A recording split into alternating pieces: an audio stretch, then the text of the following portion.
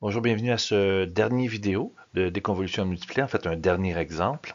Donc allons-y tout de suite. Avec ce dernier exemple, vous avez encore une fois un multiplet et sur la gauche, vous avez toutes les étapes qu'on va suivre ensemble. On voit que ce multiplet-là correspond à l'intégration 1. C'est presque toujours le cas pour des multiplets de premier ordre complexes.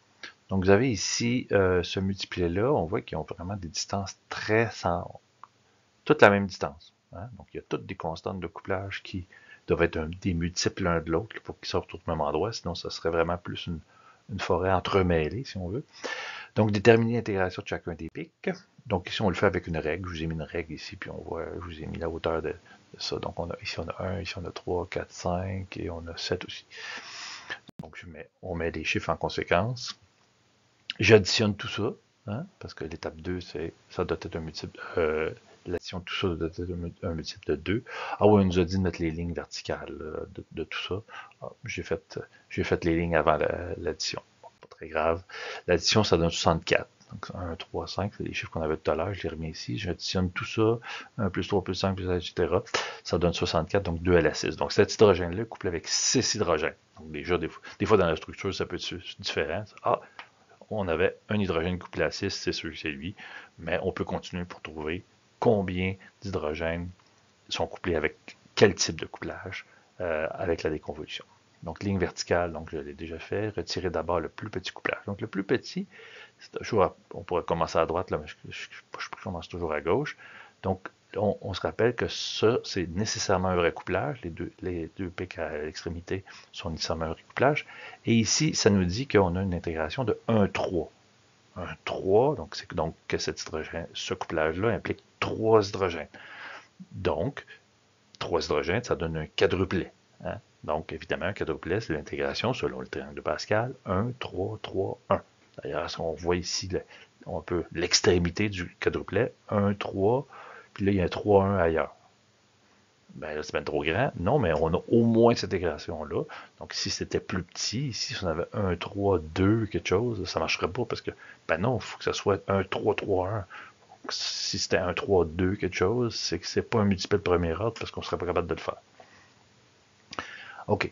Donc, conséquemment, c'est un quadruplet. Comme je disais, donc ça, c'est nécessairement une vraie constante de couplage, donc 3 Hertz dans ce cas-ci. Donc, on sait qu'on a cet hydrogène couplé à 3 hydrogènes, 1, 3, via une constante de couplage de 3 Hertz. Donc, ce qu'on doit enlever, c'est couplé à 3 Hertz, un quadruplet. Donc, 3 Hertz, 3 Hertz, tous les pics sont à 3 Hertz de distance. Ici, c'est relativement simple à faire. Donc, comme c'est un quadruplet, on doit donc retirer 1, 3, 3, 1. C'est pour ça que je le marque ici en dessous. 1, 3, 3, 1. Comme on l'indique, réunir tout ça, faire une ligne de nouveau et mettre les chiffres qui sont à l'extrémité sur cette nouvelle ligne-là. Lorsque vous retirez un couplage, il faut aussi retirer les intensités. Donc, c'est pour ça qu'ici, à partir des chiffres que là, je retire les intensités du quadruplet de 1, 3, 3, 1. 1, 3, évidemment, je retire un 3, il ne me reste plus rien. Mais ici, j'avais 5, j'avais pas 3, alors que c'est un 3 que je veux. Donc, j'en enlève 3 pour compléter, si on veut, mon quadruplet. Mais il me reste l'intégration, là, donc qui doit appartenir à un autre multiplet. Donc, j'avais 5, j'en ai enlevé 3, il m'en reste 2. J'en avais 7, j'en ai enlevé 1, il m'en reste 6.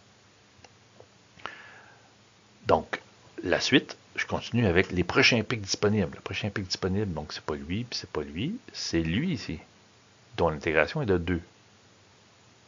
2. Ah, ok. Mais si j'ai un quadruplet, il faut quand même que l'intégration soit 1, 3, 3, 1. J'ai pas 1. Ça veut dire, faut que je l'enlève. Non, non, j'ai 2. Donc, ça veut dire, mon premier chiffre, c'est 2. Donc, si je fais un quadruplet dont l'intégration, le premier chiffre est 2, l'intégration est 2, il faut que la valeur relative de mon quadruplet soit l'intégration 1, 3, 3, 1, mais c'est aussi 2, 6, 6, 2 dans le fond. Ou 3, 9, 9, 3. C'est toujours la même. C'est toujours un truc qui respecte un quadruplet. Conséquemment, ici, j'ai le 2, c'est ce que je note ici. Maintenant, je dois enlever 2. À partir de mon 2, je dois retirer 2, 6, 6, 2, parce que c'est ça que j'ai comme valeur. Donc, 2, OK. Donc, j'avais 2, je retire 2, c'est pas pire. J'avais 6 aussi, je retire 6, c'est pas pire. Mon prochain, c'est 6 aussi, hein? C'est 1, 3, 3, 1, ou 2, 6, 6, 2, c'est ce que j'ai ici. J'avais 7, il m'en reste 1. J'avais 5, je dois en retirer 2, il m'en reste 3. Donc j'ai 2, 6, 6, 2. Donc mes chiffres aux extrémités, le chiffre qui est à l'extrémité, c'est le même chiffre, je dois le mettre ici dans pour mon nouveau multiplet que je vais faire tout à l'heure. Mon prochain pic disponible, tous ceux-là sont barrés. Donc mon prochain pic disponible, c'est lui. Donc c'est 1. Conséquemment, c'est 1 ici. Donc si c'est 1, c'est encore un quadruplet. Il faut que ce soit d'intensité 1, 3, 3, 3 relative. Mais là, c'est 1. Donc je n'ai pas besoin de le multiplier par quoi que ce soit. C'est 1, 3, 3, 1. C'est ça que je retire. Donc mon 1, je le retire. Je dois retirer 3. J'avais 5. Non, j'avais 3, pardon. Donc je l'enlève. J'avais 4. Oups, il m'en reste juste 1. Et j'avais 4. Je dois en enlever 1. Donc il m'en reste 3. OK. Donc maintenant, j'ai terminé ça. Mon prochain pic disponible, tout barré. Oups, ici, il m'en restait une intégration. Donc c'est à partir de lui que je vais le faire. Comme c'est 1, donc ça va être un 1, 3, 3, 1. Encore mon quadruplé que je dois retirer. Donc je l'enlève au complet. Ici, j'avais 3, donc je peux l'enlever au complet. Ici, j'avais 5. J'en enlève 3, il m'en reste 2. Et je dois retirer 1. J'en avais 7. Donc j'en enlève juste 1, il m'en reste 6. Donc les chiffres qui sont à l'extrémité, ce sont des 1. Donc je mets le 1 ici. Donc, encore une fois, qu'est-ce qui me reste? Oups, il y a un 2 ici. Donc, c'est à partir du 2 que je dois le faire. Donc, 2, c'est un quadruplet que je dois retirer. Il faut que l'intégration soit 1, 3, 3, 1. Donc, si mon premier chiffre, c'est 2, l'autre doit être 3 fois plus intense. Donc, 6. Donc, 2, 6, 6, 2. Donc, j'avais 2. 2, 6, 6, 2. Il ne me reste plus rien ici. J'avais 6. Je dois en retirer 6, c'est correct. Je dois en retirer 6. J'en avais 7. Il m'en reste juste 1. Et je dois en retirer 2. J'en avais 5. Il m'en reste 3. Les chiffres aux extrémités sont des 2. C'est lui que je mets ici. Le prochain disponible, c'est lui. 1, 3, 3, 1. Ben oui, comme par hasard. Ben non, c'est pas un hasard, puisque ça fonctionne toujours si on a un spectre de premier ordre. Donc un 3, 3, 1. Je peux tout retirer ça maintenant. Donc je mets mon dernier chiffre qui correspond au 1.